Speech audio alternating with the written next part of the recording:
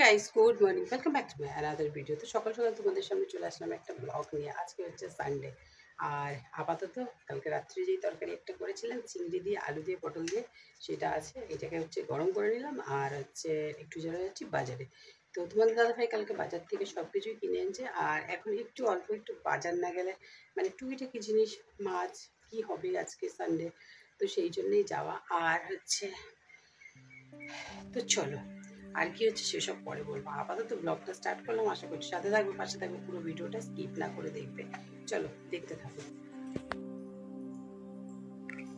তো সকাল সকাল স্নানটা সেরে চলে এসেছি, কিন্তু দেখতে পাচ্ছ এই ঘরে।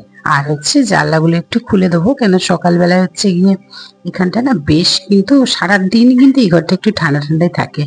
তো যাই হোক, মোটামুটি ভাবে ঘরটা একটু অগোছালাই রয়েছে এখনো পর্যন্ত। কেন বলো তো, যতক্ষণ না সমস্ত জিনিসপত্র সেটিংস হচ্ছে না, ততক্ষণ পর্যন্ত কিচ্ছু ঠিক হয় না। আর এদিকে যে পুজো পার্বণ করা হয়েছে তার বাসনপত্রগুলো এখানে পড়ে আছে। তো যাই হোক, মোটামুটি ভাবে বাইরেটা একদম কিন্তু অগোছালো, সেই বাইরেটা একদম গোছানো হচ্ছে না। তো লোক খুঁজছি, যদি হচ্ছে গিয়ে মানে একটু গাছ টাছও কাটাতে হবে, তারপরে একটু অনেকটাই পরিষ্কারের কাজ, যেগুলো কি বলতো একার দ্বারা সম্ভব হবে না। আর এই জন্যই কিন্তু বাইরের কাজটা করতে পারছি না। আর রাত্রে ছিল হচ্ছে এই যে মাথার ধারে জলগুলো থাকে না, এটা কিন্তু একটা ছোট্ট টিপস, জানো তো। এই জলগুলোকে মানে ব্যবহার মানে খাওয়াটা উচিত না। তো সেই জন্যই ভাবলাম চলো গাছে দিয়ে দিই রাত্রিরে, মানে বিছানার পাশে যেই জলটা নিয়ে শোয়া হয়। এগুলো কিন্তু ছোট ছোট টিপস, কাজে লাগে অনেক, জানো তো। তো যাই হোক, যেটুখানি জানি তোমাদের সঙ্গে সেটুখানি শেয়ার করতে চাই। আর এই ভিডিওটা হচ্ছে গিয়ে জানি না কি হবে, কবে পোস্ট হবে, আমি সবকিছুই করে রাখছি, তো দেখা যাক। আর এদিকে দেখো, জামা কাপড় পরে রেডি হয়ে গেছি। আমার লাগছে হচ্ছে গরম, প্রচন্ড গরম। মুখের মধ্যে টোনার দিয়েছি, কিন্তু হচ্ছে গিয়ে কোনোভাবেই শুকাচ্ছে না। সেই কারণে বসে বসে ভাবছি কি করব। মানে এই গরমকালটা আসলে আমার যে কি অবস্থা হয়, কি বলবো। তোমাদের কারোর কি এরকম কিছু হয়? তাহলে হলে আমাকে একটু জানিও তো। এই সমস্যার সমাধান যদি থাকে, মুখে যাই দিই না কেন গলে গলে পড়ে যায়। আর এখন যদি রাস্তায় বেরাবো, অবশ্যই একটুখানি সানস্ক্রিনের দরকার হয়। তো সেই সানস্ক্রিনটাই আমি লাগাতে পারি না, জানো তো, এত মানে জঘন্য অবস্থা আমার। তো অনেক কষ্ট করে আমি মুখে চেষ্টা করছি যে টোনারটাকে একটু শুকাতে। আর এদিকে তোমাদের দাদাভাই আমাকে তাড়া দিচ্ছে যে হচ্ছে গিয়ে তাড়াতাড়ি করো। তো বাজার দোকান সেভাবে কিন্তু কালকে সমস্তটাই হয়ে গেছে। খুব যে একটা বাজার আছে দরকার সেটা নয়, মানে একটু যেহেতু রবিবার, সেক্ষেত্রে একটুখানি মাছ বা মাংস, মাংস খাচ্ছি তো আজকে ইচ্ছা আছে মাছ করার। তো যাই হোক, মোটামুটি টোনারটা শুকিয়ে গেছে, আমি দিয়ে নিচ্ছি একটুখানি কিন্তু সিরাম। আর হচ্ছে সিরামটা হচ্ছে গিয়ে জানো আমাদের কতটাই প্রয়োজন, কিন্তু দিলে কি হবে, আমার যেটা সমস্যা শুধু গলে গলে পড়ে যায়। কি বলবো। আর যাই হোক, অনেক কষ্ট করে আমি চেষ্টা করে একটুখানি মুখে সেট করানোর চেষ্টা করছি। তো আর বাদ বাকি কি করছি জানো তো, হাতে মাখছি। তার কারণ হচ্ছে কিছুতেই আমি মুখে কিছুতেই সেট করাতে পারছি না।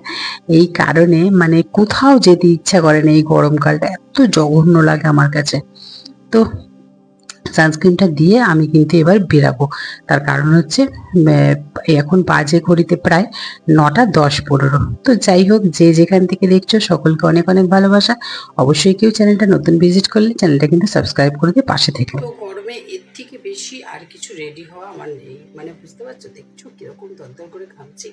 তো চলো আপাতত ব্লগটা স্টার্ট করলাম, আশা করছি তোমরা সাথে থাকবে, পাশে থাকবে। যদি কেউ নতুন ভিজিট করে থাকো অবশ্যই চ্যানেলটা কিন্তু সাবস্ক্রাইব করে দিও, পাশে থাকা বেল আইকনটা অবশ্যই দাবিয়ে দিও, তাহলে সবার প্রথমে তোমাদের কাছে নতুন নতুন ভিডিও পৌঁছে যাবে। তো চলো দেখতে থাকো। আচ্ছা, আমি চলে এসেছি বাজার থেকে। বাইরের ওয়েদার একদম খারাপ, বৃষ্টি বারবার আসছে। তো যাই হোক, মোটামুটি আমি চলে এসেছি, খুব একটা বাজারের প্রয়োজন ছিল না। তার কারণ হচ্ছে তোমাদের দাদাভাই সবটুকু বাজার করে এসেছি। তো কিছু একটু শাক, একটু পটল, একটু টুকিটাকি জিনিস আর কি। আর যেটার জন্য মেনলি গেছিলাম সেটা হচ্ছে গিয়ে চিকেন, বেশ কয়েকদিন ধরে খাচ্ছি, তো সেই কারণে ভাবলাম চলো আজকে মাছ খাওয়া যাক। তো চলো কী কী মাছ নিয়েছি একবার একটু দেখিয়ে দিই, তারপরে হচ্ছে গিয়ে সব কি রান্না করব সেটা বলছি। আর এখানে দেখো হচ্ছে গিয়ে দুধটা সকালে বসাতে দুধটা গেছে কেটে, আমার চুলটা পুরো ভেজা। তো চলো যাই হোক, আপাতত এখন রান্নাটা স্টার্ট করি। তো তো দেখো এখানে কিন্তু পমফ্রেটটা নিয়ে নিয়েছি, তার সঙ্গে মাছের ডিম আছে, এটা রুই মাছের ডিম। তো ভাবছি মাছের ডিমটা দিয়ে বড়া করব, আর এইখানে পমফ্রেটটা ঝাল করব। আর এখানে নিয়ে নিয়েছি চিংড়ি। চিংড়ি হচ্ছে গিয়ে 500 চিংড়ি নিয়েছি। তো চলো আপাতত করা যাক। তো ডিমটাকে কিন্তু আজকে আমি সেদ্ধ বসিয়ে দিয়েছি, মানে ভাবছিলাম যে এমনি বড়া করব, কিন্তু না। আর মাছে মাখিয়ে নিয়েছি নুন হলুদ। আর এদিকে আমি স্ট্যান্ডে ফিট করে দিয়েছি, কিন্তু আমার মানে সেট করে রেখেছি হচ্ছে গিয়ে কি বলতো ক্যামেরা। এই সকালবেলায় কে ধরে দেবে আমাকে? তো যাই হোক, ক্যামেরাটা সেট করে নিয়েছি। আর এই যে আমার যে এতদিন ধরে মানে আমার কাছে যে স্ট্যান্ডটা ছিল না, আমার যে কি প্রবলেম হতো তোমাদেরকে কি বলবো। তাও দেখছি যে একবার ঠিকঠাক আছে। তো তো যাক, অনেক কষ্ট করে আপাতত হচ্ছে গিয়ে কড়াই টড়াই বসিয়ে দিয়েছি। আর একটু তো আজকে মানে বুঝতেই পারছো তোড়জোড় একটু তা বেশি, কেন হচ্ছে রবিবার হলে একটু মানুষের ছুটির দিন, একটু বেশি খাওয়া দাওয়া, একটু বেশি মানে রান্না। তো যাই হোক, পকপক করতে করতে মোটামুটি কিন্তু আমি মশলা পেস্ট করে নিয়েছি। আর মশলাটা অনেকটাই পেস্ট করা হয়েছে, তার কারণ কি বলতো, সকালবেলা রান্না করতে গেলে ওই পেস্ট করো এ করো, তার থেকে একবারে রান্না করে এই পেস্ট করে রাখলে রান্না করতে প্রতিদিন কিন্তু একটু সুবিধাই হয়। তো এটাও কিন্তু একটা খুব ছোট টিপস তোমাদের জন্য। আর পেঁয়াজ রসুন আদা এগুলো কিন্তু স্টোর করে রাখাই যায় ফ্রিজে। তো যাই হোক, অনেকে কিন্তু আবার কিউব করেও রেখে দেয়, জানো তো। তো আমি এখানে বসিয়ে দিয়েছি মাছ ভাজা। অনেক জ্ঞান দিচ্ছি কিন্তু, তো তোমরা কিন্তু কিছু কিছু টিপস ফলো করতে পারো। তো যাই হোক, ওখানে বসিয়ে দিয়েছি আমি মাছ ভাজা। আর ভেবেছিলাম যে দুটো করে দেবো, কিন্তু মাছের সাইজটা একটু বড় হওয়াতে কড়াতে কিন্তু দুটো আটেনি, জানো তো। এই জন্যই এবার দেখো কি করছি, এখান থেকে ওইদিকে ট্রান্সফার করছি। এই গ্যাসটা একদম ধিমা আঁচ, আর এটা হচ্ছে কি একটু জোরে, তো সেই কারণে আমি মাছটাকে ওইদিকে দিয়ে দিলাম। তো দেখো, মাছ দুটো দিয়ে আমি কিরম বিপদে পড়েছি। আর এই যে আদা রসুনের পেস্ট বেশ খানিকটা, তো মাছ ভাজাও হয়ে গেছে। আর এইদিকে এখন হচ্ছে আমি বসিয়ে দিয়েছি, এই মাছটা হয়ে গেলেই মশলাটা কষা। তা মশলাটা একটু বেশি করে কষিয়ে নিচ্ছি, এটা কিন্তু সম্পূর্ণটা মাছের নয়। দেখো আমি কি করছি, একসঙ্গে মশলা কষিয়ে নিয়েছি, এখানে বানিয়ে নিয়েছি চিংড়ি মাছটা। তো চিংড়ি মাছটা আর এখানে আলু পটলের তরকারিটা ছিল, ওর মধ্যে চিংড়ি দিয়ে আরো খুব বেশি করে একটুখানি চিংড়ি মাছ দিয়ে বানিয়ে নিয়েছি। আর এখানে লাল শাক ভাজা বসিয়ে দিয়েছি, সঙ্গে হচ্ছে গিয়ে বাদাম ভাজা রয়েছে, আর চিংড়ি কিছুটা রেখে দিলাম। আর এখানে হচ্ছে দেখো একটু পোস্ত দিয়ে নিয়েছি। লাল শাকের মধ্যে পোস্ত, বাদাম আর শুকনো লঙ্কা দিলে তার টেস্টটাই কিন্তু বদলে যায়। আর এইদিকে কি কি রান্না হয়েছে চলো একটুখানি আমি দেখিয়ে দিই। তো এই যে লাল শাক ভাজা, পোস্ত দিয়ে, বাদাম দিয়ে, শুকনো লঙ্কা দিয়ে, টেস্ট কিন্তু খুব সুন্দর হয়।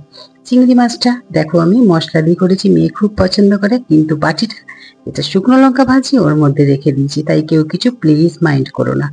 আচ্ছা, এইটা দেখো ডিমটা করেছি মেথি, কাসুরি মেথি দিয়ে। আর এখানে রয়েছে আলু পটলের তরকারিটা কালকে ছিল, বাট চিংড়ি দিয়ে মশলা দিয়ে আর একটুখানি সুন্দর করেছি। আর এইখানে রয়েছে পমফ্রেটের ঝাল। তো পমফ্রেটটা আমি হচ্ছে ভেবেছিলাম বেগুন দিয়ে কাঁচা লঙ্কা দিয়ে করব, বাট বেগুনটা আমার কাছে ছিল না, ভুলে গিয়েছিলাম, জানো তো। এত বাজার রয়েছে, বেগুনটাই নেই। তো যাই হোক, আমাদের দুপুরের লাঞ্চ আমরা করি আর এই করব। আর এদিকে হচ্ছে সকালে, এই সকালে বলছি পুজো পার্বণ একটু সন্ধ্যেবেলায় করে নিচ্ছি। তো চলো আজকের মতন ভিডিওটা এইটুকুনি থাক।